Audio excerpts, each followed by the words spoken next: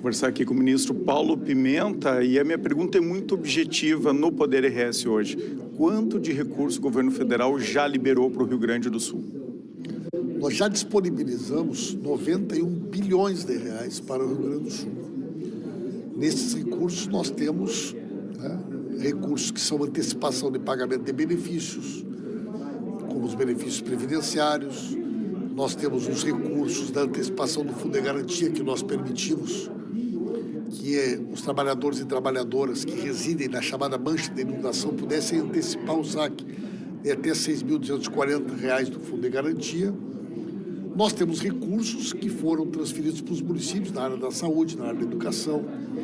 Nós temos os recursos da reconstrução das rodovias federais. Nós temos os recursos do pagamento do auxílio reconstrução. E nós temos também recursos que são linhas de crédito, com dinheiro público, com subsídio público, como são as linhas do Pronamp Solidário, do Pronaf, ou mesmo das linhas de crédito que vão ser operadas pelo BNDES. Nesses 91 bilhões, nós não incluímos em torno de 11, 12 bilhões de reais, que é o valor da dívida que o Estado deveria pagar para a União e que nós suspendemos o pagamento para que esse recurso seja disponibilizado pelo Estado para um fundo de reconstrução. Então, nesses 91 bilhões não estão incluídos os recursos da suspensão do pagamento da dívida. O que o governo aprendeu nesse meio tempo da liberação dos recursos, do pedido dos empresários, enfim, o que vai ser modificado daqui para frente? Eu não digo nem modificado, mas a experiência do Vale do Taquari, ela serve como uma espécie de quase que de um laboratório piloto para a gente poder enfrentar uma tragédia de uma dimensão muito maior como essa. Como vários desses programas são programas novos, como é o caso do Minha Casa Minha Vida Rural Calamidades, na hora da implementação, essa relação que envolve prefeituras municipais, Caixa Econômica Federal e Ministério das Cidades, muitas vezes ela teve, na minha opinião, quer dizer, entraves burocráticos que precisam ser resolvidos. Então, o que a gente trabalhou muito, inclusive, nesses 30 dias, foi para reduzir esses entraves. Porque existem coisas da burocracia que elas são intransponíveis, Por exemplo, um atestado de que aquela área não é uma área de inundação. Você não vai construir uma escola, você não vai construir um posto de saúde com dinheiro público numa área que foi alagada sem que exista uma declaração por parte de algum órgão público que ateste que aquela nova escola ou aquele novo posto de saúde não vai ser construído novamente numa área que pode alagar. Então, documentos como esse são documentos que você não consegue abrir mão. Mas, por exemplo, você vai fazer um loteamento e entre os documentos exigidos constava que no desmembramento do terreno já teria que aparecer no lote o nome da pessoa que vai ser beneficiada, quando na realidade nós nem sabemos ainda, o critério que vai ser utilizado pela prefeitura para a definição dessas famílias. Então esse é um tipo do entrave burocrático, na minha opinião, totalmente desnecessário, que nós já conseguimos resolver. Um loteamento normal, uma condição razoável que seja exigido, que para você poder ver o lote, você tem que saber quem é que é o dono daquele lote. Mas numa situação como essa, em que vai ter que haver um processo de seleção de famílias que foram atingidas, naturalmente que nós temos que ter critérios muito mais simplificados e muito mais ágeis. Ministro, falando em prazo, falando em rapidez, o presidente Lula e o senhor prometeram uma casa para cada gaúcho que perdeu sua residência nas enchentes de maio. Quando que isso vai efetivamente acontecer?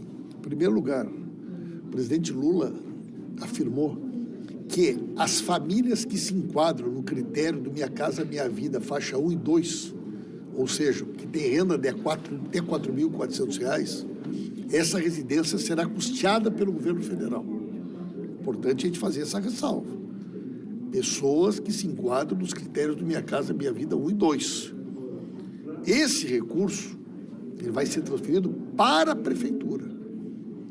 Quer dizer, quem faz o cadastro é a prefeitura. Quem diz que tem um terreno pronto e disponível para que as casas sejam construídas é a prefeitura. Nós vamos, por exemplo, utilizar vários mecanismos, entre eles a compra assistida, nós vamos usar imóveis que estão bloqueados, que poderiam ir a leilão no Banco do Brasil, na Caixa Econômica Federal, mas todas essas informações, elas partem do município. Não há relação direta do governo federal com as pessoas. Quantos municípios já fizeram esse comunicado do governo federal? Eu não tenho esse número exato aqui agora, né? Mas eu tenho certeza que nós vamos chegar aí a alguma coisa a mais do que 15 mil residências que terão que ser construídas no estado do Rio Grande do Sul. Mas está um pouco lento esse processo, não está? O que dá para fazer para agilizar? Aí você tem que analisar em cada prefeitura. Por quê? Porque é a prefeitura que faz o cadastro, a prefeitura que faz o laudo, a prefeitura que tem que ter o terreno. Porque nós vamos disponibilizar o recurso para a construção das casas. Mas esse recurso ele é disponibilizado para a prefeitura, que é quem contrata, quem viabiliza a execução. E eu não sei assim exatamente qual é o termo de comparação para que a gente possa dizer se a liberação de uma casa é rápida ou demorada, né? Quer dizer, em outras tragédias, quer dizer, tem alguma situação no Brasil, de alguma circunstância, que nesse prazo tenha sido feito mais do que já foi feito agora, né? Quer dizer, eu desconheço. O problema é a falta de comparação. Não, tragédia tivemos muitas. Mas é a urgência das pessoas que estão sem residência. Com certeza, né? Agora, você imaginar que no prazo de menos de 2 meses você já tenha condições de estar adquirindo imóveis, disponibilizando imóveis, para ter uma noção, eu falei esses dias com o pessoal de Blumenau, que teve uma grande tragédia há poucos anos atrás, não sei se tu está lembrado. Sim. Tenta descobrir qual é o tempo que levou para que as pessoas fossem morar nessas residências, ou lá em São Sebastião, ou em outras regiões. Então, o prazo que nós estamos trabalhando aqui é muito mais rápido, muito mais ágil, muito mais efetivo do que qualquer outra circunstância que aconteceu no Brasil. Como é que estão aqueles leilões e também os imóveis? O senhor citou 14 mil imóveis que estariam disponíveis no mercado imobiliário.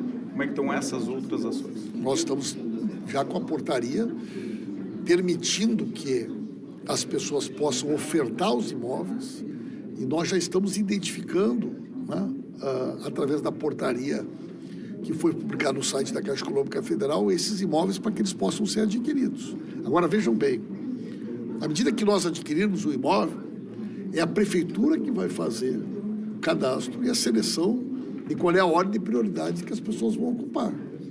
Vai ser pessoas que têm maior número de filhos, que têm idosos, que têm pessoas doentes, que têm pessoas com deficiência. Porque você tem 100 imóveis numa cidade que são necessários. Você adquire os primeiros 20.